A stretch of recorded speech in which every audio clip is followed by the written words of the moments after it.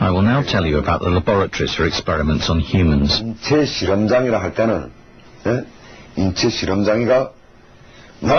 laboratories are all made of glass. The glass chamber has three main subdivisions.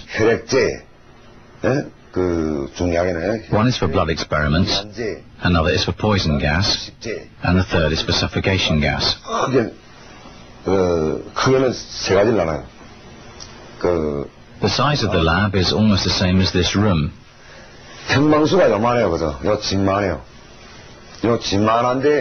3 or 4 people, normally a family, are experimented on.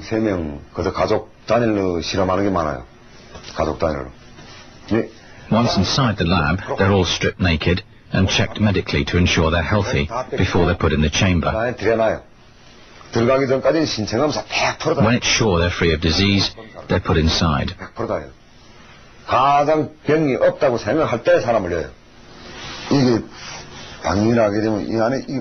This is the room, and these walls are all made of glass.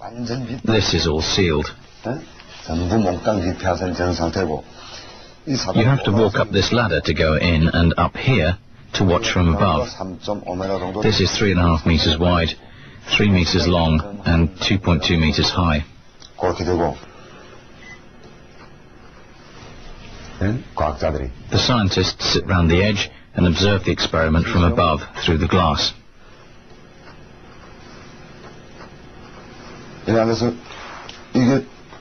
The injection tube comes down through the unit, and it's attached like this. This is the main door to the chamber, and this is another automatic door. Normally a family sticks together like this. Individual prisoners stand here and here, separately in the corners.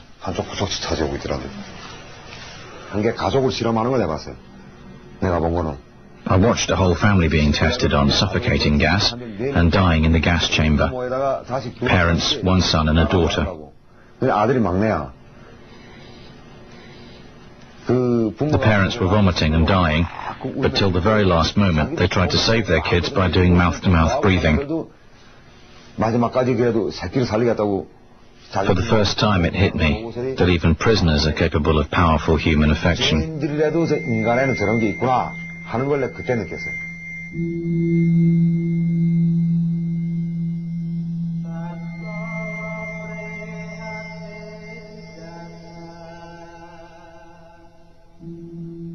When you saw these experiments on human beings, what did you think? What did you feel?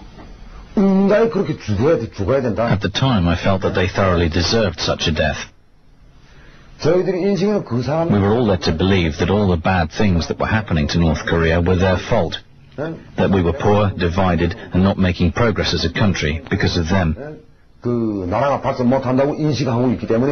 What about the children? Did you feel they deserved to die too? It would be a total lie to say I felt sympathy for the children dying such a painful death. In the society and the regime I was under, I just felt they were enemies, so I felt no sympathy or pity for them at all.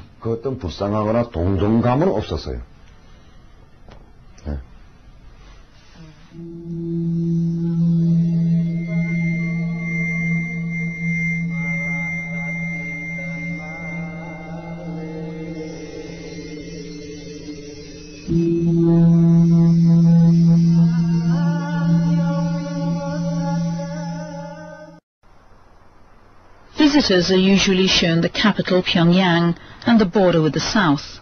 Where they never go is here, to North Korea's Gulag, its network of secret concentration camps, where according to a recent report, hundreds of thousands of people are held in inhuman conditions, starved, tortured and killed, having committed no crime. In 1999, Kwon Hyuk was a North Korean agent, a senior army intelligence officer stationed in China. Because of his rank, he was persuaded to defect and came to Seoul. Kwon Hyuk is the former chief of North Korea's prison camp number 22. There are so many innocents being brutally treated and living like beasts under the North Korean regime. I want to testify to that.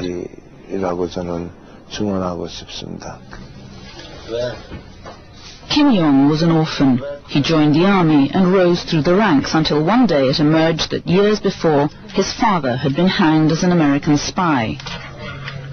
Then he fell victim to the heredity rule. In North Korea, it isn't just offenders who are punished, but their children down to 3 generations, in order to root out the criminal seed. So without being charged with any crime, Kim Jung was sent to a concentration camp. I never saw my father's face, but I was punished for what he did decades ago. There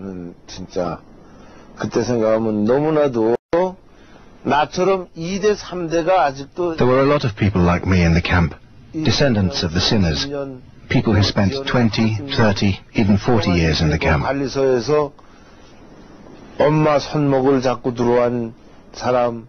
Some came with their parents when they were toddlers and have lived there like animals ever since. The most unendurable torture was putting me in a very small room with water up to my waist.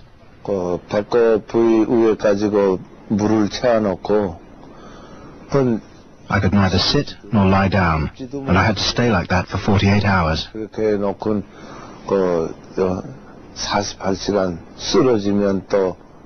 When I collapsed, they lifted me and forced me to stay like that. It was unbearable.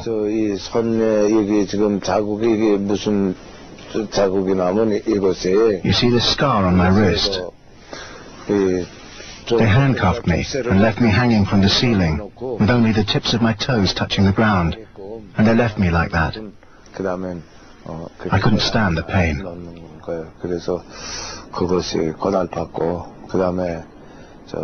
They made me kneel down with a pole jammed against the back of my knees,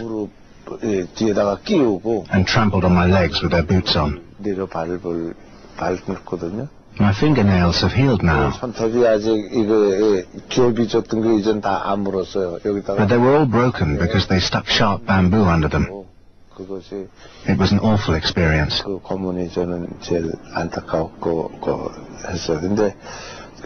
I couldn't even kill myself there, though I tried.